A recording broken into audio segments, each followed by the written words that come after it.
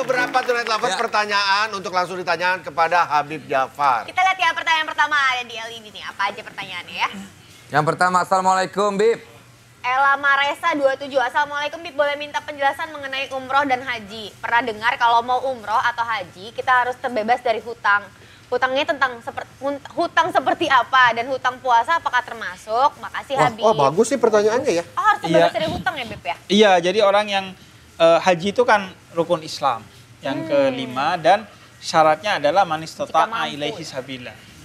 Orang yang mampu. Nah, siapa yang mampu? Menurut Imam Nawawi, mampu berangkat dan pulang, kemudian juga mampu memberi bekal kepada orang yang ditinggalkan di rumah, dan mampu untuk menyelesaikan utang-utangnya, baik yang diangsur maupun yang harus langsung dibayarkan. Jadi kalau masih punya utang, itu sebaiknya tidak berangkat Termasuk haji. utang puasa, Bib? Oh, enggak, bukan utang puasa. Beda lagi ya? Beda lagi. Jadi utang itu utang terkait dengan duit. Bib mau nanya, misalkan kita masih ada cicilan gitu, cicilan yang tahunan gitu. Tapi tiba-tiba kita dapat rezeki dibiayain untuk umroh sama orang gitu. Misalkan itu kita boleh berangkat nggak Bib? Kalau dibiayain sama orang ya itu rezeki Nggak apa-apa, kita. rezeki aja Nah, tapi kalau utang kita walaupun cicilan, itu sebaiknya adalah kita sudah mampu untuk menyelesaikan cicilan itu. Karena memang katanya kan kalau utang kan bisa diangsur. Tapi kalau haji kan begitu datang kesempatannya harus segera diambil kan. Tapi tetap kata para ulama harus utang itu diutamakan. Karena utang itu adalah sesuatu yang dibawa mati. Maka kita harus ihtiyat, hati-hati. Bahkan orang yang mati syahid, mati dalam keadaan termulia dalam Islam, kalau dia masih punya utang, maka kesyahidannya itu tidak bisa menyelesaikan masalah utangnya. Jadi kalau misalnya haji, umroh itu kan ada biayanya. Banyak orang yang nabung dari dulu dia pengen banget haji dan umroh gitu. Tapi akhirnya mungkin setelah itu kehidupannya dia orang nggak punya gitu. Dia kan nggak punya untuk melanjutkan, punya uang lagi untuk melanjutkan setelah berangkat nih. Iya. Dia pulangnya nggak punya duit lagi, susah, itu gimana, Bib?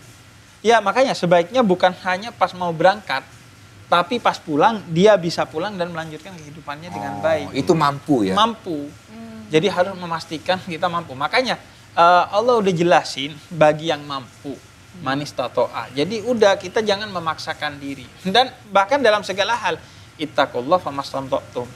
Bertakwalah kepada Allah, bukan hanya haji, semua perkara ketakwaan kepada Allah itu dilakukan semampu kita. Barometernya mampu itu apa, Bib? Mampu justru yang paling tahu adalah diri kita sendiri. Mampu secara fisik. Mental. Dengan apa? Medis. Ya. Mental melalui psikolog atau psikiater.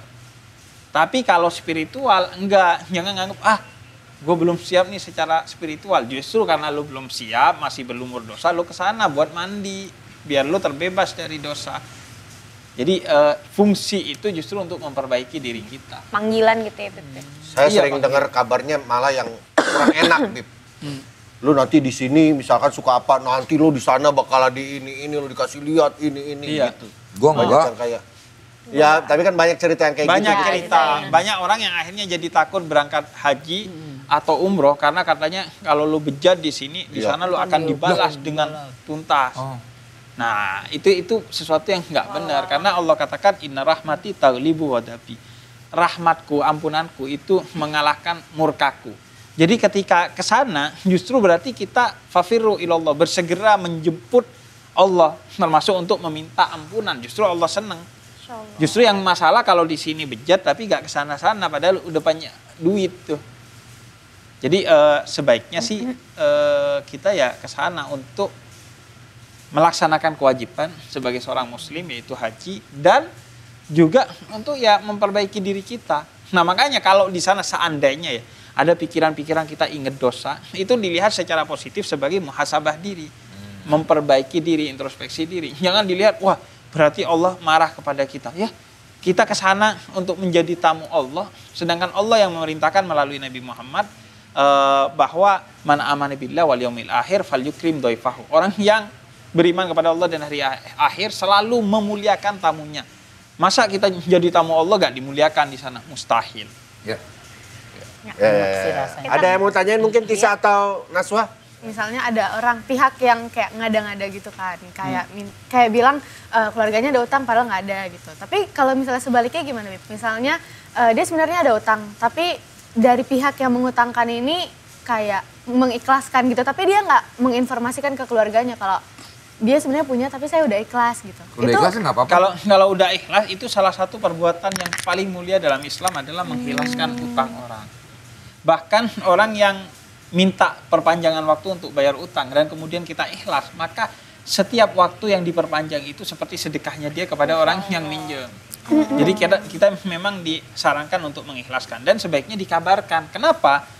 Benar kata Desta, ya kalau udah ikhlas ya udah selesai. Tapi kan orang itu mungkin kepikiran.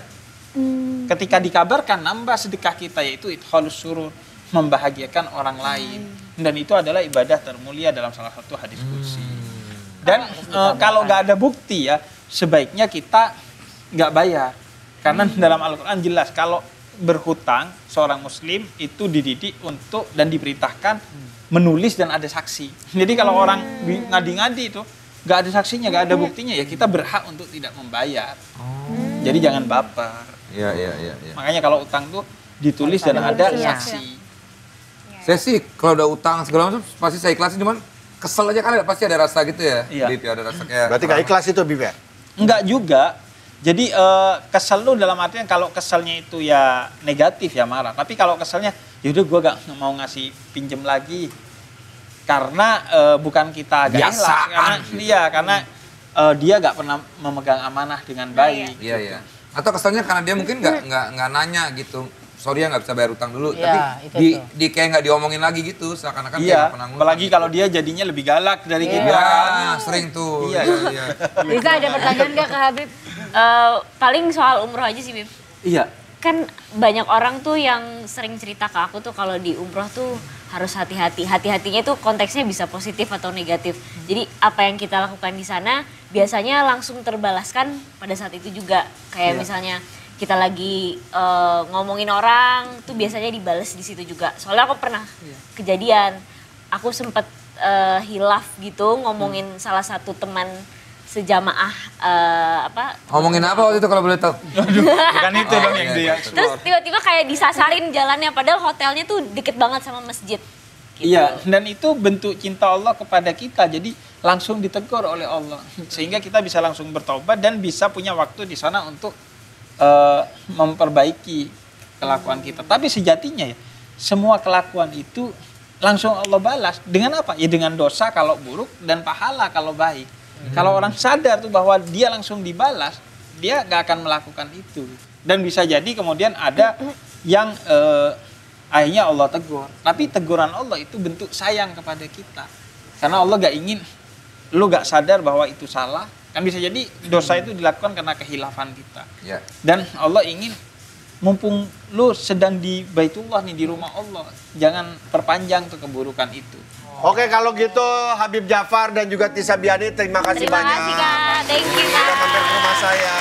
Nanti kapan-kapan mampir lagi lah. Kalau menyenangkan ngobrol sama Habib Jafar, mudah-mudahan sih Alhamdulillah. banyak sampai sisi positif yang bisa diambil dari Habib Jafar, dari seorang Desta. Maksudnya dari gua bisa ngambil dari Habib Jafar, dan Habib juga bisa mengambil beberapa sisi positif dari saya. Iya, Karena sih orang nggak selalu ada negatif dulu. Iya betul. Betul. Pasti ada positif. Apa yang Habib bisa ambil dari yang positif. Iya. COVID-19. Ih, lucu. Habib dicubit. Cubit. Dari mana-mana, tetap di Tonight Show. Takutkan semua dosa-dosaku. Aku takut dosa yang terus membalas.